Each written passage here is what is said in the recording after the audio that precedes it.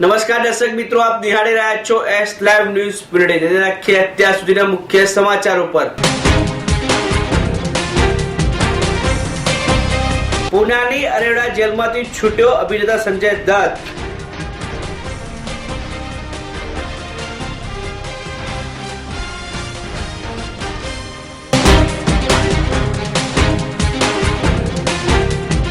જુવાપુરા વોર્ડની મુલાકાત લેતા મેયર ગૌતમ શાહ।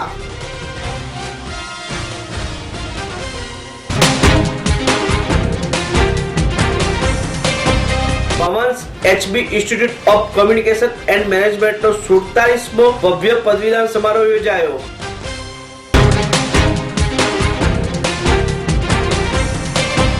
લાઈવ હોકીની નવી સિરિયલ મે આઈ કમ મેડમના સ્ટાર કાસ્ટ શહેરની મુલાકાતે। છેલ્લા કેટલાય સમયથી પુનાની અરોડા જેલમાં અભિનેતા સંજય દત્ત સજા કાપી રહ્યો હતો, જે સજા આજે પૂરી કરીને જેલની બહાર આવી ગયો હતો। આજે સવારે 8:30 કલાકે સંજય દત્ત પુનાની એરોડા જેલમાંથી બહાર આવ્યો હતો। સંજય દત્તના સારા વર્તનના કારણે તેને નિર્ધારિત સમય મર્યાદાના 105 દિવસ પહેલા જેલમાંથી મુક્તિ કરવામાં આવી છે। એરોડા જેલમાંથી બહાર નીકળ્યા સંજય દત્તને જેલ બહાર ઉભેલા તેના પરિવારજનોએ ચાહકોને વધાવી દીધો હતો। સંજય દત્તની પત્ની માન્યતા, બાળકો અને તેના પરિવારના અન્ય સભ્યો વહેલી સવારે એરોડા જેલ બહાર પહોંચી ગયા હતા। જેલમાંથી બહાર નીકળતાની સાથે સંજય દત્તે જેલ તરફ જોયું। જેલના ગેટ પર ફરકી રહેલા તિરંગાને સલામી આપી હતી અને ભૂમિને આશીર્વાદ પણ લીધા હતા। જેલમાંથી બહાર નીકળ્યા બાદ સંજય દત્તે જણાવ્યું હતું કે જેલમાંથી મુક્તિનો માર્ગ એટલો સરળ ન હતો, પરંતુ પ્રશંસકોના સપોર્ટના કારણે શક્ય બન્યું છે। આ પછી સંજય દત્ત ત્યાંથી જ પરિવાર સાથે જવા રવાના થયો હતો અને મુંબઈના સિદ્ધિવિનાયક દરબારમાં તેને ભગવાન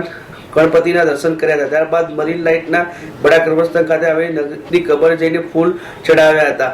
સંજય દત્તને જેલ બહાર આવકારવા મોટી સંખ્યામાં લોકો ઉપસ્થિત રહ્યા હતા અને તેના સમર્થકોમાં ખુશીની લાગણી પ્રવર્તી ગઈ હતી। કોંગ્રેસના પ્રભુત્વ વાળા જુવાપુરા વિસ્તારમાં પહેલી વખત ભાજપના કોઈ મેયરે બુધવારે રૂબરૂ રાઉન્ડ લઈને સ્થાનિક લોકોની સમસ્યા સાંભળી હતી। નવા પશ્ચિમ ઝોનના ડેપ્યુટી કમિશનર સહિત અધિકારીઓ સ્થાનિક કોંગ્રેસના કાઉન્સિલર સાથે રાખીને મેયર ગૌતમ શાહે રિક્ષામાં જુવાપુરાનો રાઉન્ડ લીધો હતો। રોડ, પાણી, ગટર, ટ્રાફિક સહિત વિવિધ પાયાગત સુવિધાઓની આખો વિસ્તાર વંચિત રહ્યો હોવાની ઉગ્ર રજૂઆત લોકોએ કરી હતી। ખુદ મેયર ટેન્કરથી લોકોના ઘરે પાણી અપાતું હોવાના દ્રશ્યો જોયા હતા। દૂરની ડબરીઓ પણ તેમની ઘેરી વળી હતી। તેમણે સ્વીકાર્યું હતું કે મક્તમપુરા વોર્ડ વિકાસથી વંચિત રહ્યો છે। લોકો અમારી બસ્તીમાં આજ મેયર આયાને ની ચર્ચા કરતા હતા। મેયર સવારે બીઆરટીએસમાં બેસીને પાણી મઠ્ઠાકાઠે ઉતર્યા હતા। ત્યાંથી એમટીએસ બાબતે જુવાપુરા પાણીની ટાંકી ખાતેની વોર્ડ ઓફિસ પહોંચ્યા હતા અને સ્થાનિક લોકોને સાંભળ્યા પછી તેઓને ફતેવાડી કેનાલ સુધી વિસ્તારમાં પણ ફર્યા હતા। ઇતિહાસમાં પહેલી વખત એવું બન્યું છે કે આ જ વિસ્તારમાં જે ભાજપના જ મેયર ખાસ રૂબરૂ મુલાકાત લીધી છે।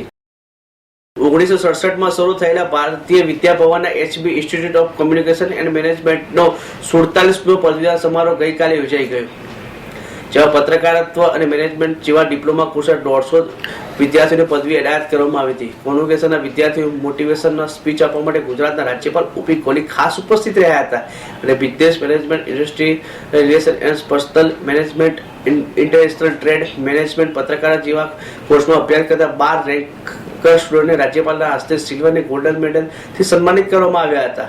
HBICMના ઓર્ડિનરી ડિરેક્ટર ડોક્ટર પાવન પટેલે જણાવ્યું છે, અમે અમારી કોલેજમાં 48 વર્ષમાં પ્રવેશી તેનાથી ખુશી અનુભવી રહ્યા છીએ।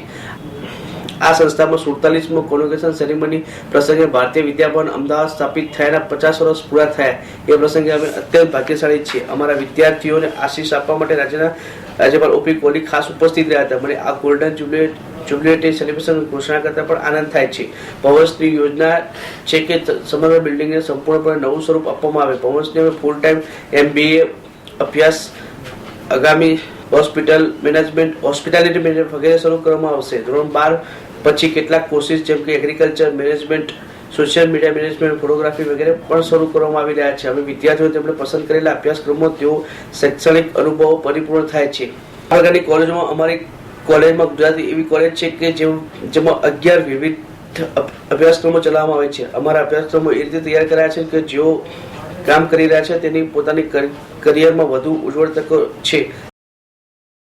લાઈવ હોકી પર શરૂ થનારી નવી serial May I come in મેડમના શોના કલાકારો શોના પ્રમોશન માટે ગઈકાલે અમદાવાદની મુલાકાતે આવ્યા હતા. ટીવી કે ફિલ્મને નહીં પરંતુ આમ જિંદગીને શીખું છું તેમ અભિનેતા સંદીપ આનંદે કહ્યું હતું. લાઈવ ઓકે ચેનલ પર ટૂંકમાં આવી રહેલા મે આઈ કમ ઇન મેડમનો શો કલાકારો સંદીપ આનંદ, નેહા અને સપના શીખવાર પ્રમોશન અર્થે શહેરમાં આવ્યા હતા. સંદીપે કહ્યું, હું પ્રથમવાર મેચ્યોર પાત્ર ભજવી રહ્યો છું. આ પાત્ર માટે મારે 5 કિલો વજન પણ ઘટાડવું પડ્યું હતું.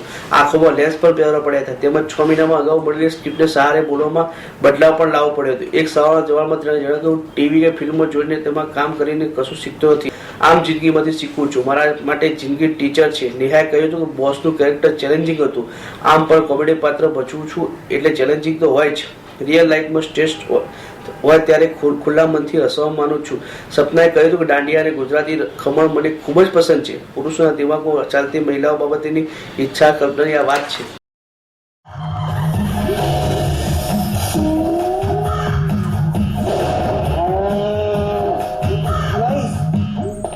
Come in, madam. वही लाल स्टार.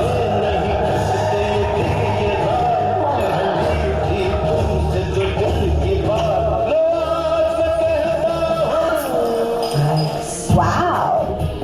इतने सारे फाइल्स देखने के बाद भी आपके मुंह से नाइस निकलता है. चाहत के चूल्हे पे मस्ती की आग में क्या क्या पकता है मर्द के दिमाग में. मे आई कम इन मैडम. 7 मार्च से रात 9:30 बजे लाइव होके.